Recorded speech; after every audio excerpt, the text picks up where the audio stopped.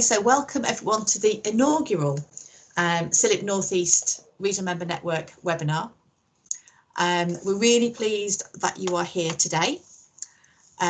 We have two speakers and I'll introduce them shortly. And you probably will have come to this webinar with all sorts of different reasons.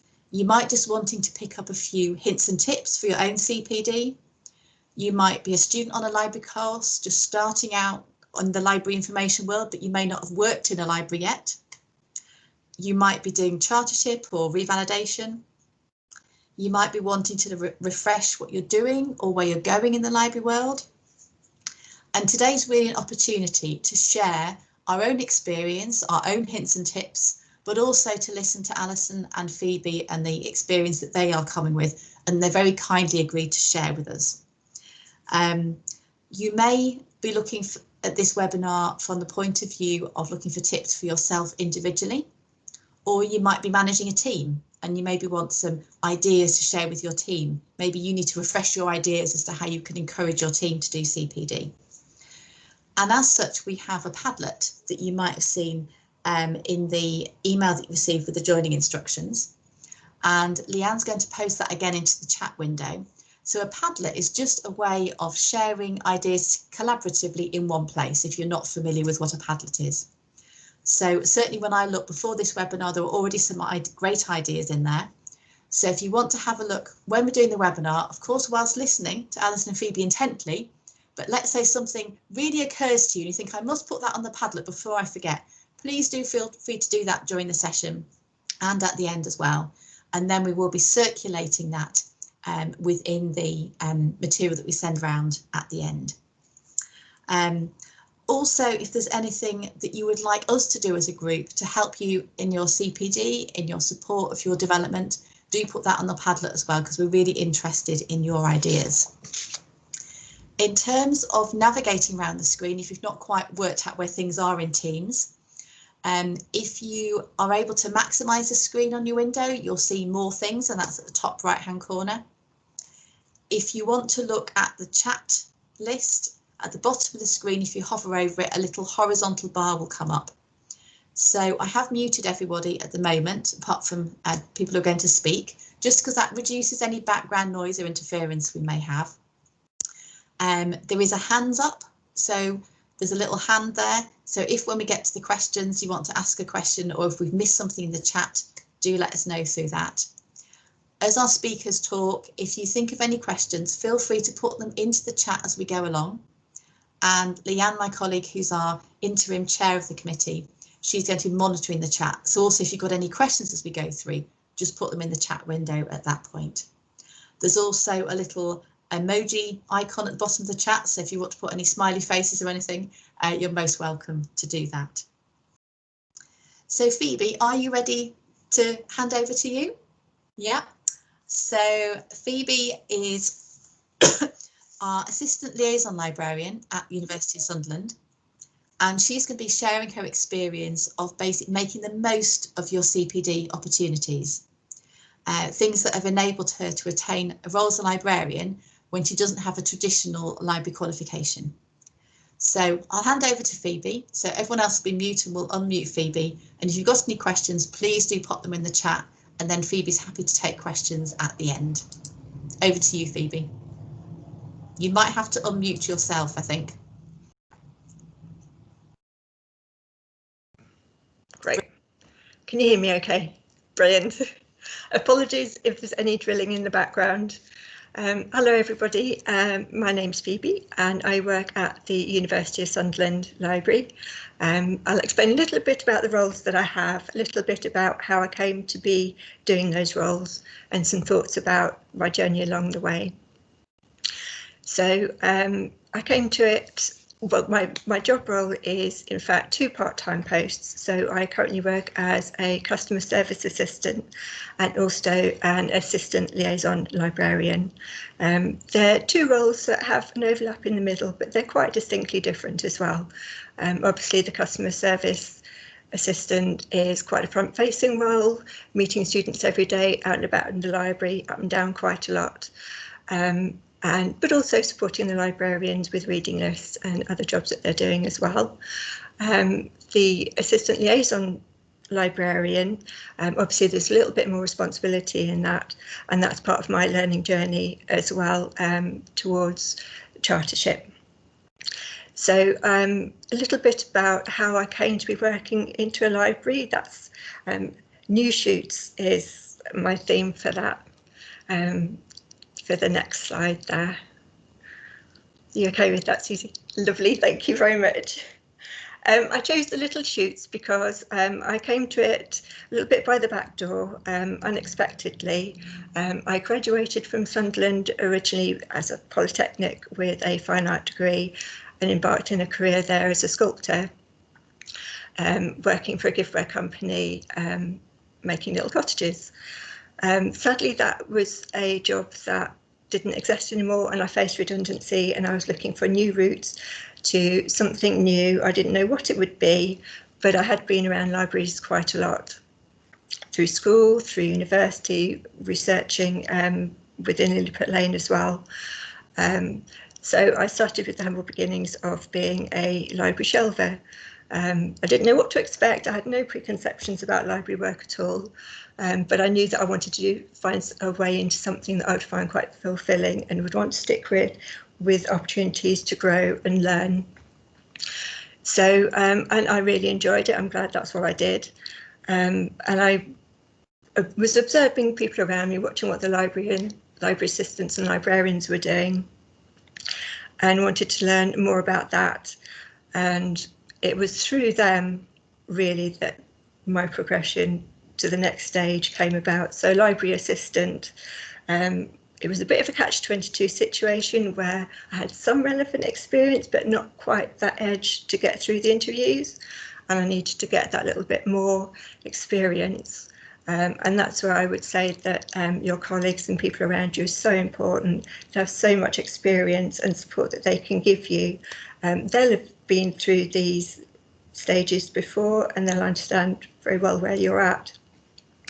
So they were very happy to teach me what they were doing, explain to me about what was going on around me in the library, what tasks and things they were carrying out, and let me carry out those with them as well.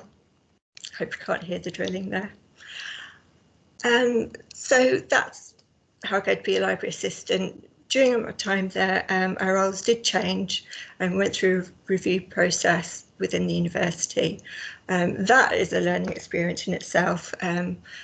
We were significantly impacted by that, particularly in the library. And as library assistants, our job ceased to exist. We were going to have to apply for new roles. We didn't know, because it's completely new, quite what we would be getting ourselves into, but I knew by that time that front-facing role is what I really enjoyed. It was the people and the students that I really liked. So I wanted to stay in the customer service front-facing role at that time. But we also had involved in that is the supporting the librarians and the library skills sessions. That was terrifying. I have to say, I never thought I would be doing that. But facing your fears is another thing that I think is part of the journey as well. Just as something could be terrifying, it could be just as rewarding as well. And that's at that stage I was observing what the librarians were doing. And even though I wasn't presenting at the time, I was really interested in what they had to say and in the way they were engaging with the students. And I began to think, oh yeah, I do know more than I thought I did, and I'd really like to be involved in imparting that knowledge to the students. So I was already a member of CILIP at the time, and I was thinking about chartership, but didn't quite have the confidence. It felt like quite a big leap to make. I was also thinking about taking librarian qualification. Financially, that wasn't quite the right thing for me to do, and I still wasn't sure if it was the right thing for me to do. But having that chance to be involved with other people and learn from what they're doing, see what they're doing and understand what the role really involves, I think that's really important. And that, for me, that is the right route for me. So I'm at the stage now where I'm growing. The opportunity, I should say, the opportunity for the assistant liaison librarianship job came up quite unexpectedly. At that time, I wasn't sure that I would be ready to take that on. But again, I thought, I'm going to go for it. Nothing ventured, nothing gained. Let's see what happens. I didn't expect to get it, but I'm really fortunate and lucky and pleased that I did, because that is the next stage into that opportunity, really, to experience more and gain that knowledge from other people. Again, it's that situation. You need to be doing some things to be able to learn from them, and watch other people. I would say the biggest thing is learning from people around you, learning from not only your experience, but their experience. And I'm now in that slightly hybrid role of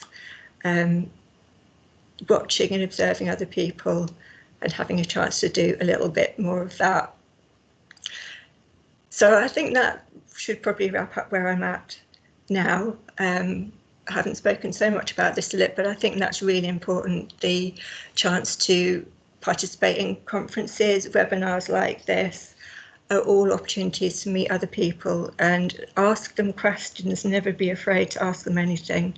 Librarians are all passionate about what they do, and they will love telling you all about what they get out of it, and that's the biggest resource you could go for, I think. So yeah, keep growing. That's what librarians do. They're continually learning, and being part of CILIP and embarking on the chartership is that chance to launch into that and begin your growth and your journey, really. And that's probably where I should wrap it up and begin to answer any questions that you might have. So thank you very much for listening. I hope I've managed to squeeze something into 5 minutes, or a few more than 5 minutes, maybe. That was really interesting, Phoebe, because I know you were a little bit apprehensive because going on to webinars is quite different to being in a physical room where you can see everybody. It is, absolutely. But again, it's an opportunity, and when we asked you, you were like, yeah, why not? So that's really, really good. I think I could definitely see at least one question, so I'll hand over to Leanne for the chat that's come in so far. Yes, we've had some good comments about you know, if you don't buy a ticket, you won't win the raffle. Like, you've got to be in it to win it, Phoebe, and you've obviously taken some opportunities there, which is great. Barry has said he'd be really interested in how you manage to balance both the roles that you've got, and maybe I'll add on to that, how does what you're learning as the assistant liaison librarian affect, how does that support you as a customer services assistant as well? So that's a really good question, actually, and it's something I feel quite passionately about, because they're both roles that are really important. They're both at the heart of the library, and I think certainly the way we're set up at Sunderland, we don't get to interact with each other as much as maybe we could do. Maybe it's not like that in other libraries, so there is the tendency to work in two different bubbles, but they're so important and so dependent on each other. So working with the librarians definitely informs what I do as a CSA, because I understand where the information comes from. I understand more of what goes on in the background. And certainly when it comes to talking to students, I think that's really important. For example, at the moment, I know that the librarians are working on loads of online material, given the situation we're all in. You're doing some lovely packages and things that you can embed in your Canvas for the students. And that's really useful to know as a CSA, because we've got the extra resource. Even if we can't link directly to some of the things you're doing, we know it's there, and we know what's there for the students, and as the people who direct them and signpost them, we've got that extra knowledge and directions that we can put them in towards, if that makes sense. I'm not sure if that has answered your question, Barry. That sounds great, Phoebe. We have a question from Alison. So you've obviously had a few roles in the past, and even pre-library as well. How did your previous work help you in these roles? I guess what are the skills that you've brought with you into different roles? I think that's also important if you have that experience. I think probably in any library setting, obviously my experience is in an academic setting, but I had some customer service experience working in retail. That's a skill in itself for the library assistants, I would say. Dealing with customers, turning negatives into positives is a big part of customer service. Problem solving is also part of customer service in all our roles. That's something we do a lot all the time, whether it's technology, people, whatever it is, that's all part of our role. And just understanding working for a private sector in the business as well, just what the job market is like, being part of teams.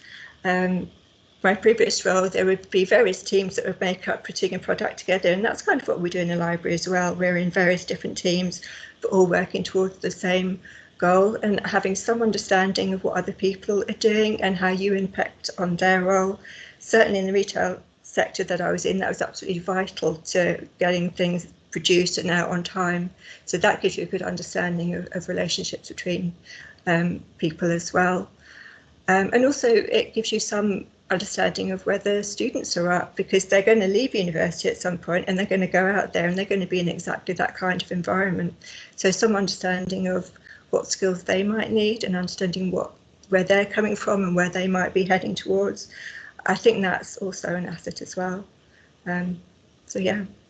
That's a great answer. I think that's the ability to identify, like, even if you're not in a library role at the moment and you're in like retail or something, the ability to like pull the skills with you and think what actually is going to be relevant and then talk yourself up in interviews it's a skill in itself, but it's obviously what you've done, it's important.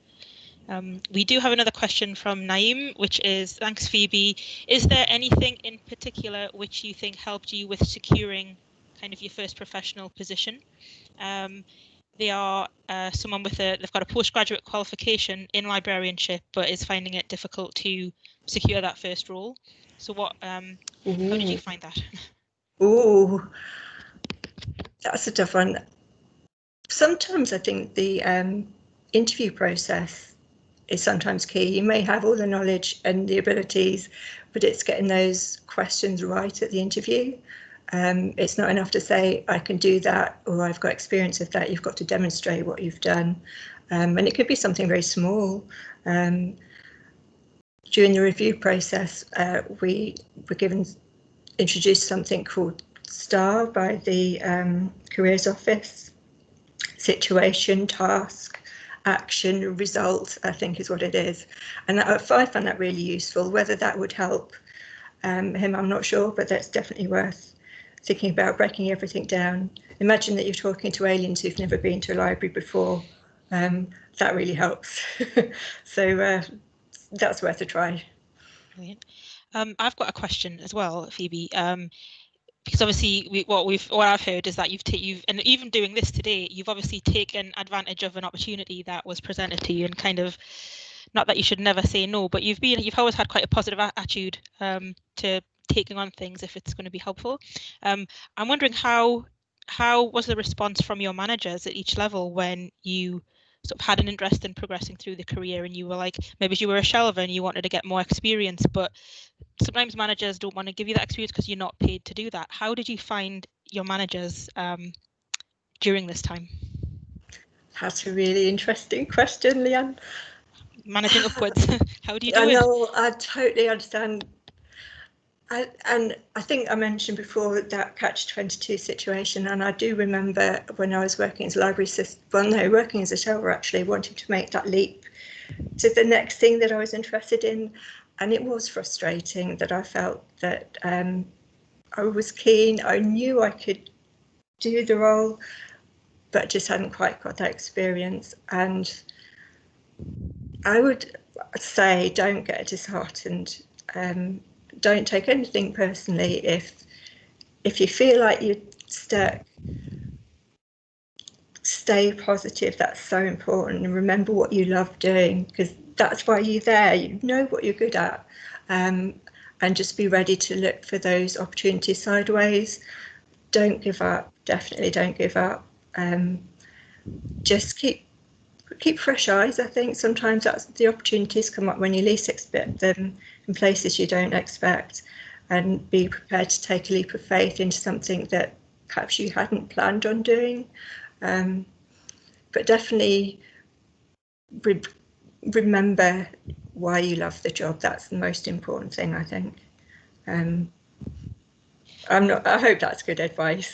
I think positivity is a large part of it. I mean, it is hard to remain positive when it seems like really elusive, especially in these current times when it's very difficult it's going to be even more difficult in the future to get a job with COVID and everything, and it is hard to stay positive. But I think you're right, like maybe sometimes opportunities present themselves where, you know, you weren't expecting it, or you have to kind of take a leap of faith and do something that maybe you think, oh, I'm not sure I quite want to do that, but I'm gonna see what happens anyway. And and having like faith that eventually, if you persevere, you will eventually get there. But it is I don't know if there's a right answer, but that's why we've shared the Padlet, so that you know, we've all got experiences of different things, and hopefully the answers that everybody shares will help each other, will benefit each other. So feel free to have a look at that, everybody, and share what you can. Susie mentioned a thing in the chat which I forgot to mention. I'm really sorry. In that we are, before we move on to our next presentation, we have just launched a new blog which we put out on Twitter yesterday, and we would welcome anybody who wanted to write up about this, as if it's part of their chartership. It's an opportunity for someone to have something to write up a summary of this and share it on our blog or on our newsletter. That would be welcomed for us, and also an opportunity for you. So that's I think that is. I'm just having a look if there's any more questions or comments. Mariam has found appraisals are a useful forum to open up communications with managers for career development. Yeah, making use of. I completely agree, because I was fairly skeptical about appraisals, you know, for a while, but I have found that you really get into them what you get out of them what you put into them. And if you take it seriously in terms of your development and have honest discussions with your manager and about what can happen and what, you know, I'm in this position at the moment, I kind of want to be here, what steps can you enable me to take to get there? You know, it might not be massive things like you said, Phoebe, it might be a little thing, but little steps are better than none. So I completely agree with that. Have you found the appraisal process, has it been useful for you, Phoebe? Yes, I suppose I share some scepticisms. Obviously, for the liaison librarian role, that's just starting, so I can't really comment too much on that. From the CSA point of view, it helps to set out some goals, definitely, but in terms of saying what you want to do, I guess that's not so easy. But what it does do is give you an area to reflect and focus on things and decide for yourself what you want to do. And you've got it there in black and white as well, so that when it comes to year-round time, you've got that there in front of you to say, this is what I would like to achieve, what are we doing to get there. I would say that's the advantage. So it is a good thing, definitely, to put things in context and focus on things, definitely. Brilliant. We have a comment from Jennifer from Leeds Teaching Hospitals NHS Trust. It's worth taking advantage of shadowing opportunities across the sectors. If you're in a place where you can't get support from management, try new skills within your current position or shadowing. That's a really good point. I haven't done shadowing, but I've had some people shadow me in the past, and that's hopefully been useful for them. But I think that's a great idea. Yeah. Brilliant. Well, thank you very much, Phoebe. There's probably more questions than you thought would come. I remember you said to me, well, I don't think many people have questions for me, but there's quite a few. So thank you very much for sharing your experience with us. Thank you. So we'll now swap over to Alison. Alison Cullingford is Head of Collections at Durham Cathedral. So slightly different area of the northeast. I'm sitting in Durham at home at the moment. I can't quite see the cathedral from where I am, but if I walk across the field behind me, I can see it. So I know the world is well when the cathedral is there. And I was very emotional actually when the cathedral reopened. and I came in and I was almost overcome that the cathedral had reopened again. So after so many hundreds of years and COVID getting in the way, so that's meant a lot to people that the building is being reopened. Alison's going to share her tips today on getting started in the profession, and actually it links a lot with some of the questions that we've had, thinking about reflecting on how employers look at applications, so kind of turning it around the other side, which I think is really invaluable. So I shall hand over to you, Alison, and if anyone's got any questions, please do pop them in the chat as we go along, and then we'll do the same after Alison's presentation, that Leanne will facilitate those chats. So over to you, Alison. Thank you, Susie. That's a lovely introduction, and I'm so glad to hear that the cathedral is safe, because Yes. I live in Leeds, so I can't look out my window and see it. So I rely on people telling me it's all fine. I've not seen it since March, so very strange. And I think what the comment there suggests is just how important what we do is. It matters to people, whether they're students or whether they're people who care about the cathedral. It's a really important and worthwhile area to work in. Now I'm coming at this for you from a different perspective. I mean, I've also been a job seeker quite recently.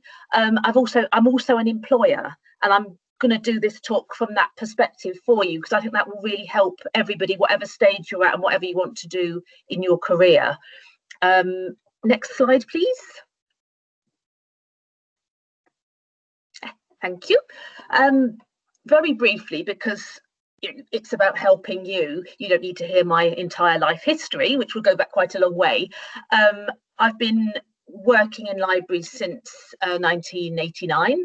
I've mostly worked at universities, specialised in special collections, moved to Durham, which has much more museum and objects as well as books and archives. So it's a wonderful area to work in. It's very satisfying, but it's not easy to get started. I didn't get the role that was really what I was looking for until I think I'd been out of library school 7 years. So that's the kind of, sometimes it can take a little bit of time, but if you prepare yourself and you're looking for opportunities, you will get there in the end.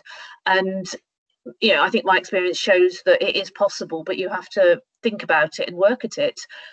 So obviously I've had a really rewarding career in it, and I want to sort of try and encourage other people to continue to move into this sector.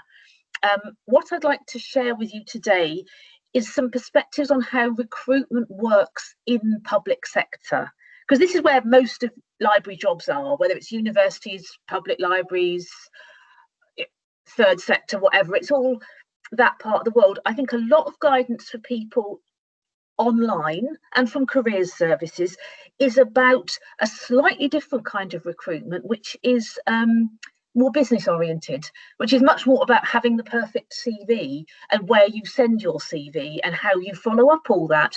And that isn't how it works so much in our world. So I'm going to give you some insights from my point of view of having looked at and many applications and filled in a few in my time. Next slide, please. Right, recruitment in the public sector is very much governed by a great deal of legislation and a great deal of organisational policy. What all that means is that when you're dealing with a public sector employer, everything they do is based on the need to demonstrate absolute fairness and transparency, to the point of being outright clunky sometimes. I've been to, and it's all about making sure that every single candidate has exactly the same opportunities and is treated fairly and appropriately. And it's the absolute watchword. So things that may not make sense, that is why. There's always a reason why. So bear that in mind as we talk about these things. The other really important point is that vacancies are advertised when there are vacancies. And they are advertised via an application process rather than sending CVs in. I mean, it's not hard and fast. You may well be asked to send in CVs, but most of the time there will be a form or a process to follow that requires you to fill in certain information in a structured way. And what that allows, of course, is fairness, because it means everyone's application is put in via the same method, so you can judge it.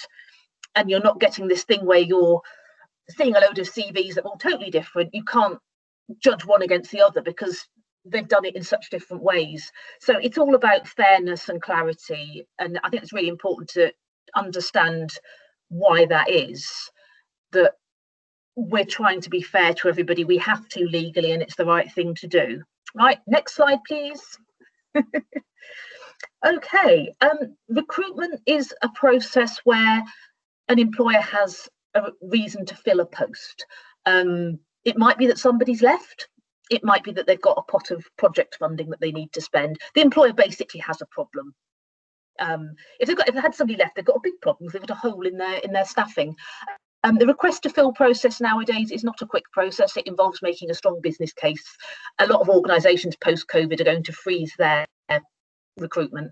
That's quite normal. So if somebody's got to that stage and they're actually ready to advertise, it means that there is a real need in that organisation for that person to come and work there. You know, you are wanted, you are needed, and as an employer, I am desperate to fill that gap. It's so important to have somebody in. So what happens is that the roles are advertised, and it's really important to make sure that you are aware of where things are advertised. We'll come on to that in a minute. Then everybody sees the advert, applies, do the process. Then there's a process of shortlisting, which we'll look at in a minute. Then hopefully there's some candidates who can be interviewed, and then hopefully one of those will be suitable and get a job offer. But all of this can go horribly wrong at any point. I've got to the stage with recruitment where you get to job offer, and then suddenly the candidate withdraws. The second candidate has got another job. Suddenly back to square one. Months and months go past with the library not having enough people in it. So the employer has the stakes aren't as high for the employer as they are for you, because it's your life and your career and your income. But the employer wants to fill that post. They want a person. They need you. They need you as much as you need them. So it's a kind of conversation where you get to know each other and work out if it's going to work for all parties. Next slide, please. Most recruitment in our area involves two documents or concepts which will be shared at the point of advertising. So you see an advert, you like the look of it, you click on the link and follow up with these organisations' documents. The job description is what you'll be asked to do, and that has to lay out what the responsibilities are and all the terms and conditions and so on. And it's worth really making sure you understand what it is that the job is, you know, what are they looking for. But the really important one for you is that you understand what the person specification is about. It's the manager or the recruiter will be asked to outline all the skills, knowledge and experience that are absolutely vital for that person to do the job. And then some that would be nice, you know, there might be a certain language that would be useful to have, or a certain skill that somebody would have. The essentials are often very predictable, and they are very much the same from role to role, with certain additions, and some are common to pretty much any role in any job anywhere. And I'm talking things like teamwork, and I'm talking things like being able to manage your workload. You know, those kind of things. You'll be asked that whatever job you go for, wherever you go. And it's worth saying that the essentials, managers are challenged on those. If you put a certain qualification, HR will say, do you really mean that? What if somebody's really good but doesn't have it? And then you have to reword it. And I think there's a lot of thinking being done now. How can we word these things so that we get good people who may not have come via a conventional route? You know, to what extent do we use qualifications and things to gatekeep? And there's a lot of really interesting conversations to be had there. And I think employers are trying where possible to make it possible for people who've got unconventional routes or different situations to still apply for things if they're going to be able. But equally, the employer wants somebody who can do the job. So there's kind of a balance to be struck there. Next slide, please. Thank you. And library jobs are advertised in many places. Back in the day, the place to look was the CILIP job vacancies thing that came out, I think, once a week. Very important document that. It's much more widely spread now. CILIP still publishes job lists. Big employers have their own websites, and if you have particular interest in working in a particular place, sign up to their job website and make sure you're on that. Library mailing lists, you're probably all on lots of them. List Rare Books is really good for my sector. ListLink, these are still useful. Social media is absolutely essential. I think I got my last 2 jobs via social media, so you know, it's a good place to get a heads up about something that hasn't been fully advertised yet. It's also a good place to hear who's leaving their job or who might have got a pot of money and be recruiting. So I really advise you to keep an eye on social media and look for jobs. And there's a lot of hashtags out there that are widely used, and follow organisations who represent librarians. So follow all the CILIP accounts and so on. There's also a lot of specialist boards. There's some specialist ones for academic jobs, for instance, which if you're interested in working in a university, you need to get onto those. There's museum ones and so on. So you will see library jobs in other places as well. So it's well worth casting your net widely and making sure that you don't miss something. Very senior library jobs do have headhunters and you are approached, but that is quite rare. It's not the norm. The norm is that you see an advert and you apply. So do be aware of all these places and make sure that you're not relying on just one source. Right, so you've applied, you've got your form in, you've got it all in on time. What happens next? How does that work? Shortlisting. Next slide, please. Right, I've mocked up a little shortlisting matrix there. Yeah, this isn't a real library, it's one I made up. I was going to do a complete fake application for you, but I decided life was too short.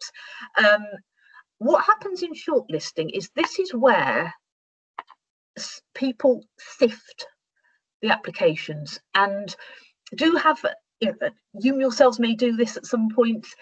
It can be quite a demanding piece of work just in terms of the scale of applications. I think particularly for library assistant type roles where there isn't a professional requirement, and you can get hundreds of applications, thousands.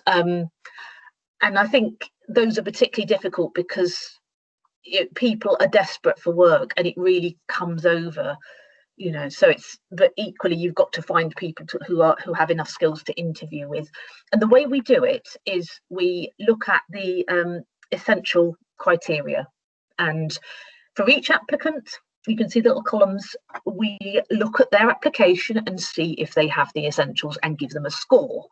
And the ones with the best scores are interviewed. If we have absolutely loads who have the best scores, far too many to interview, then you bring in the desirables to try and narrow it down a bit. That's usual practice. Sometimes you can get a lot with hardly anybody and you're struggling to find enough people who are worth interviewing, and other jobs you are absolutely overwhelmed. And I think what's difficult, particularly with first professionals, is that a lot of people have quite similar experience. If you've been on a situation where you've gone to uni, you've maybe done some work experience, then you've done your library course, and then you might have a first role. There's not always a lot to distinguish. So it's really worth thinking about who you're up against, what the employer actually is looking for, and what you're up against. And I think one of the key skills as an employer is actually creating lists of criteria that are actually useful in terms of shortlisting. I thought it's not just about this is what's needed for the job, it's that this is a tool that we can shortlist with, So next slide, please. And these are my top tips for getting through that stage. The application is the tool to get shortlisted. It's to get you past that big sift of however many people, 20, 200, who knows, 2 possibly, 2 would be good. And that's what it's for. So you have to please the people who are looking at it and make sure they understand that you have every criterion and that there's no doubt that you can do it. And you do that by addressing every single thing, and you don't just say you have it. You don't expect the person to go and look for it. You give a strong, convincing example. Phoebe mentioned the STAR approach, which I think is a good way to do that. If you don't have a strong example from library work or archive work or anything like that, find the best you can in your own experience. I love bar work. People who've done bar work or retail, anything where you're working with customers and you can explain how you've worked effectively in that situation, you can get some really, really strong examples out of those sort of situations. So whatever background you have, it's useful. I think if you have a library one, it's good because it's easy for people to see. Bear in mind that the people shortlisted will not all be librarians. You may well have an academic. If you're in a university, you may have somebody from human resources. It will be unusual to have one person shortlisting, because that might not be fair. You have, probably the people who'll be interviewing, 2 or 3, maybe more, so that we can collate and make sure that nobody's biased, and make sure that it's fair to everybody, because it wouldn't be appropriate just to have one person choosing. It's easy to miss things. So I think that's really absolutely essential. I have seen applications where people have literally said to a criterion, I haven't done this, and it breaks your heart. You're like, could you not give me a bit more than that? Just try and find something plausible. And bear in mind that so many of these things will be common to many, many jobs. If you found a really good example for one, it will work elsewhere, but always make it clear that you're tailoring it to the job you're going for, because we can tell if you cut and pasted from some other role, and your enthusiasm isn't quite directed in the right way. So, but do research the organisation, make sure that you've looked at the website and the social media and what's in the news, and that you can bring in evidence that you know what's going on, and you understand and value and want, and that you want to work there. You're not just looking for any old job, you want that job. And I'd also say, don't be afraid to state the obvious. I think people are sometimes assuming that because we can see you've done a certain job or you've got a certain qualification, that you don't need to hammer the point home when you're explaining why you should be given the interview. But you do. You need to hammer it really hard, because bear in mind that we're looking at 200 applications. I want people to make it easy, for your benefit, to see. I want to see that you can do the thing, and I don't have to go looking. It's there. Yeah, lovely. Top marks, on we go. And also a sense that you have really thought it through, that you've presented it well, you've spelt things properly, you've got the name of the organisation spelt right. I have seen that wrong. If somebody who finds spelling and grammar difficult, get somebody else to check it for you. Make sure that you don't let yourself down by carelessness. The worst thing is where you've got a job advert wanting somebody accurate, which, say, a cataloguing job, you want somebody accurate, and actually they've made a real hash of the application. It's so awful. I think, in a way, once you've got past shortlisting, if you're getting interviews, you're doing something right. I think that's really important to bear in mind. Next slide, please. The interview is very, very like the shortlisting process. It's the same kind of thinking, and but you're not up against 200 people, many of whom might not have the right qualifications or abilities and are not relevant. You're up against a number of other people who you could all do the job. That's the really important thing. We're not going to waste our time interviewing people who are not going to be able to do the job. That's in nobody's interest. So if you're up for an interview, you could get it and you could do a good job, and the other candidates could all get it and they could all do a good job. So it's worth bearing that in mind. So at interview stage, the difference is very much about how you respond, how you engage with the interviewers, and how you make it clear that you're the one for them and they're the one for you. And it's very easy to go to a number of interviews. You might be the second person on the list, you might be the third person, and you don't get the job, and you get disappointed, because it is very disheartening. But I think the fact, if you're getting an interview, you've got a very good chance at some point you'll learn from each interview, you'll get better and better, and you're going to get there.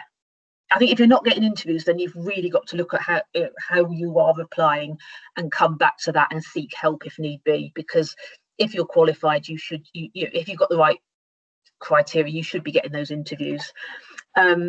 So again, in the interview question, when you're being interviewed these days, you will see a lot of people busily writing away, and that's because we have to write down how we've scored you, because we will score you from 1, you barely give us anything, to 5, you give us a brilliant answer that we love, and that ticks all the boxes.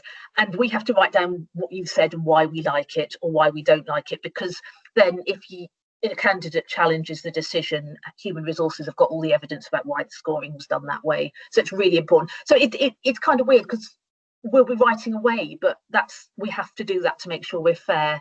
So the questions are all pre-planned. They're all based on the essential criteria. plus a few to sort of relax you and get you talking. There might be a task as well. And I think it's very, very similar to the tips for shortlisting. So if we move on to the next slide, please. Again, the interview is a tool to get you the job. Don't worry about what you put in your application form. The application form was to get the interview. You now have the interview. Don't think the application form is going to do the work anymore. It's what you say. We can only mark on what you say. I might know that you are a brilliant cataloguer or something because I've seen you in another job. I might know you socially, who knows? But all we can mark on is what you actually say, what actually comes out of your mouth at that table. You know? So please state the obvious. Remember that not all interviewers know about libraries. Keep eye contact with the person who's spoken to you. Read the room. Sometimes I've sat there and I thought, give me an example, and I'm almost willing the person to say a little bit more, and then suddenly they say a little bit more, and I'm sure I relax a little bit because you've given me what I needed. And I think if it looks like they're wanting more, or you might talk too much, and you can find yourself talking yourself out of it.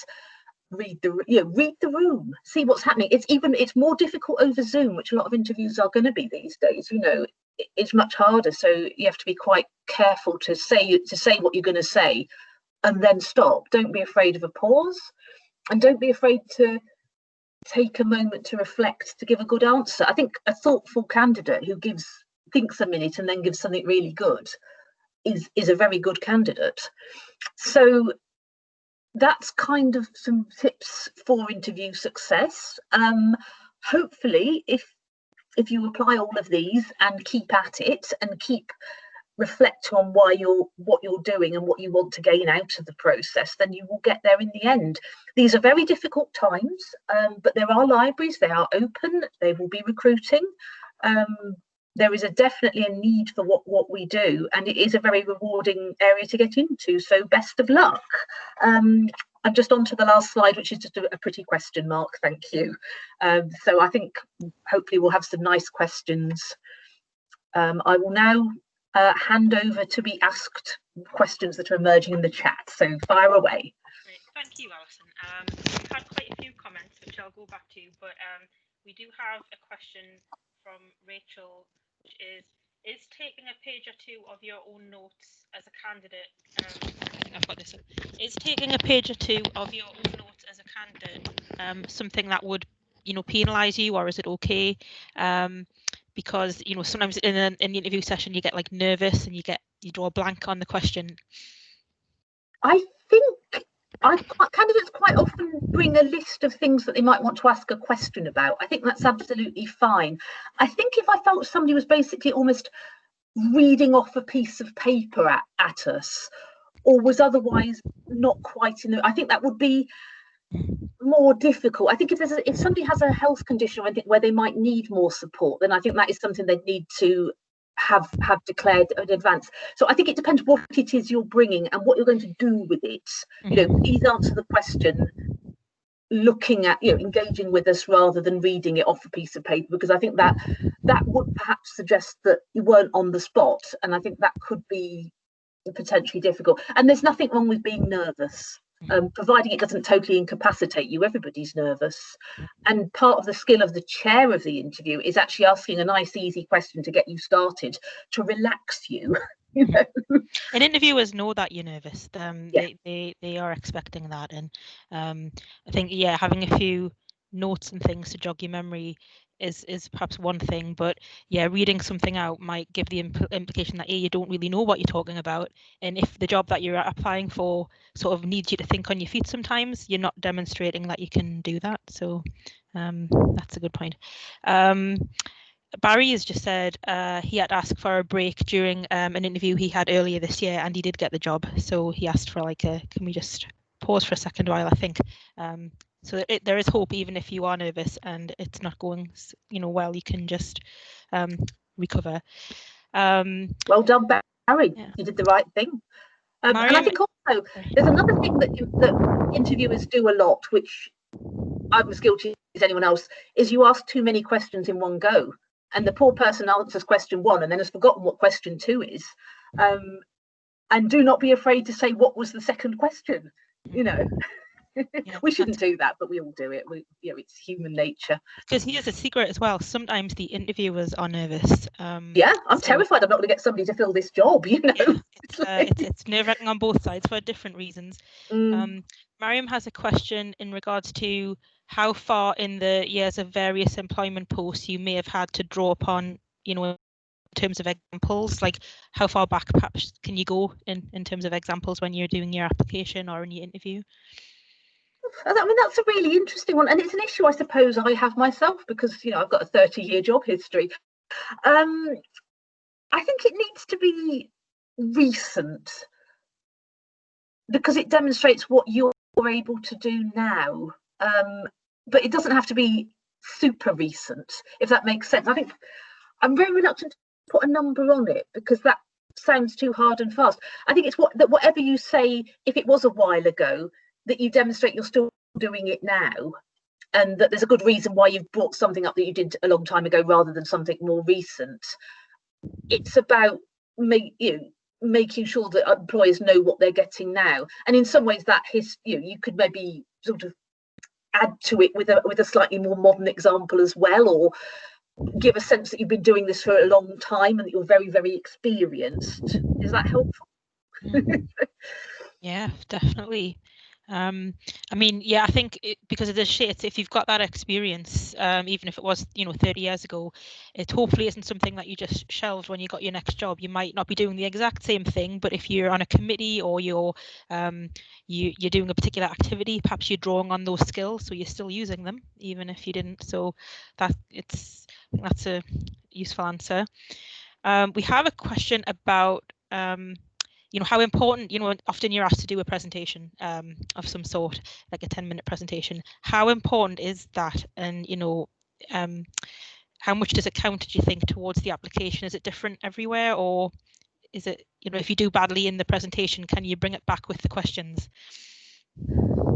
It's very important, I think, particularly because a lot of library roles are teaching and presentation roles. Certainly in academic libraries, if we're looking for a subject librarian, a liaison librarian, we're looking for somebody who can teach, who can deliver, who can walk into a strange room and give us something really good.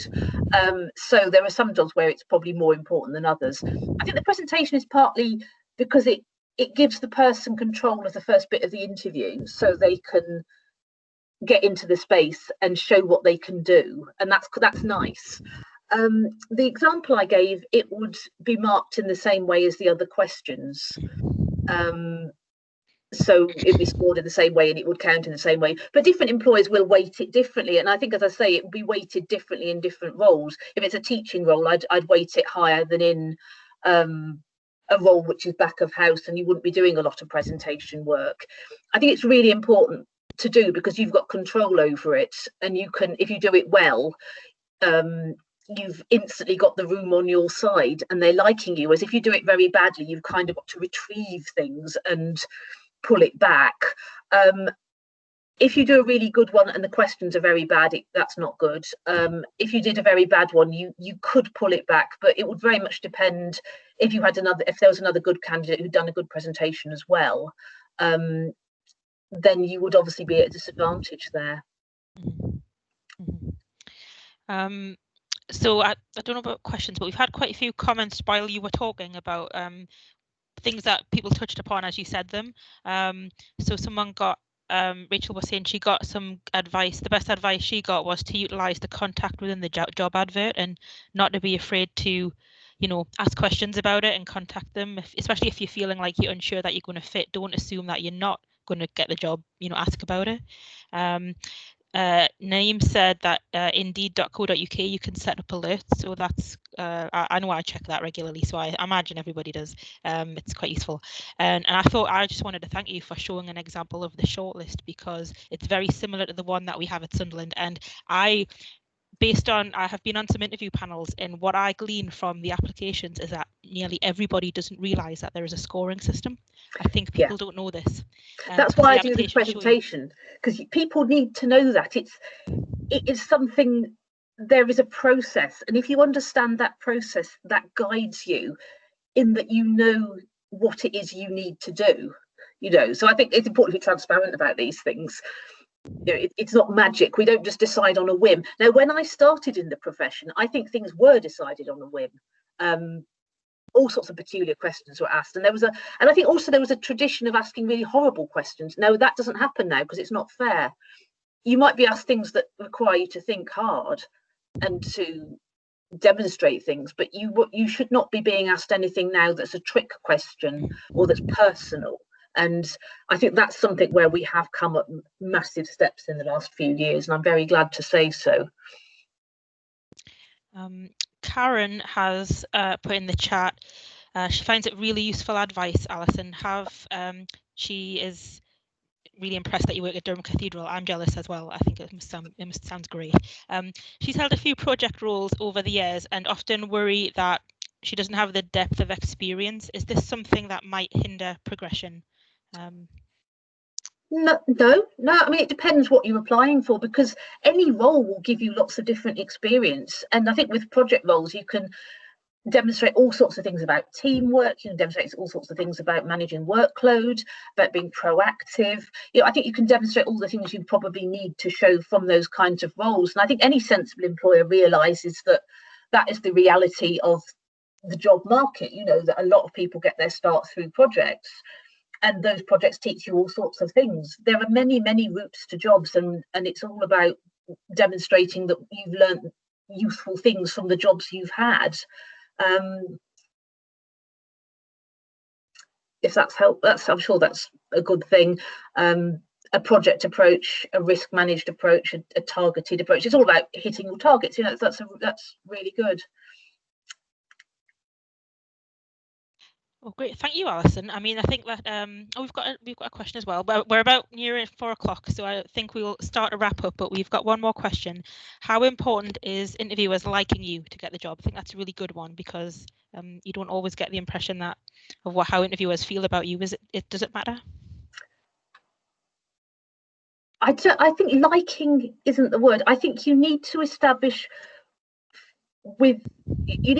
a rapport with them so that they can see you coming to work there, and that you will make life easier for them by being an employee. I don't think this person is going to be my best friend. I don't think I have to like them at all, and that is not counting in the scoring. I think what we're looking for is that somebody can work with others, will be a good employee, and whether they're personally likable or not is not really relevant. I think if somebody came in with a really bad attitude, and obviously that would be reflected in the scores anyway, but I don't think it's about likability really. It's about being able to having interpersonal skills and being able to get on with people. I mean, if they take a liking to you, that's probably no bad thing, but you might not even be working with the people who are interviewing you. So in a way, it's more about, do you match up to what's required for the job? Yeah, and I concur with that. As when I've been on interview panels, you might get people who you think, oh, they seem really nice, but actually their experience isn't as great as this other person's. So it's the examples I find that are super important, like meeting the criteria, like Alison has said, and showing examples of how you meet it, not just saying that you meet it. And as long as you do that and you're not completely objectionable, I think you'd be fine. So I think that's kind of what we've got time for today. Thank you to Alison and to Phoebe for for doing this today. I think it's been super helpful, and I think people will find the recording really helpful as well, because I think this is especially the interview stuff. It's stuff that people they just don't know. So I think it's great. We will share the recording. I have put a link to a feedback form on SurveyMonkey in the chat window, and we will send that around in an email. But this is our first webinar, and we would really appreciate any feedback on how it's went and what we could do better and what themes we could touch on in future, and any comments that you've got, because we need to improve as well. So thanks, and that's it. I don't know if you've got anything else to add, Susie.